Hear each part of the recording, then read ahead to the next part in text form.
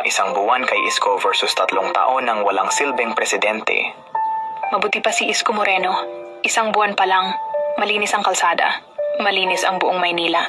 May aksyon, may direksyon.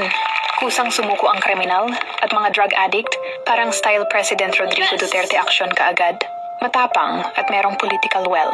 Hindi pa man nakakadalawang buwan sa City Hall, may resulta na. Hindi drawing, hindi drama, trabaho.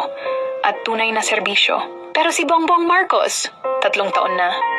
Nganga pa rin ang Pilipinas at ang mga taong bayan. Sona na naman ngayong 2025. Pero ang Pilipinas, bangag sa gutom, lunod sa baha, umaasa na lang ang taong bayan ng himala mula sa langit. Ang shabu lumulutang sa dagat, pero ni isang drug lord walang nahuli at kahit pangalan ay wala. Ambulansya? Konti, basura. Umapaw. Kahit billion-billion ang budget. Flood control? Billion din. Pero bawat ulan, parang swimming pool ang buong Pilipinas. Daan-daang barangay lubog sa putik, pero ang presidente, naka-aircon, nakasinghot ng polboron, nakangiti pa sa kamera. Papogi, papicture at pakitang tao. Foreign investment? Wala.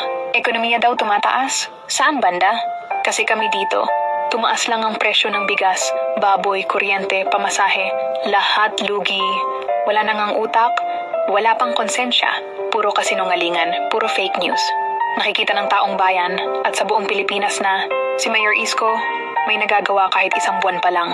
Pero si Bongbong Marcos, 3 taon nang walang nagawa. Anong klaseng leader yan? Presidente ng drawing, hari ng fake news. Kailan matatapos ang bangungot na ito? Kailan tuluyang mabubunot ang ugat ng kasinungalingan? Sana ma-overdose ka para umunlad ang Pilipinas.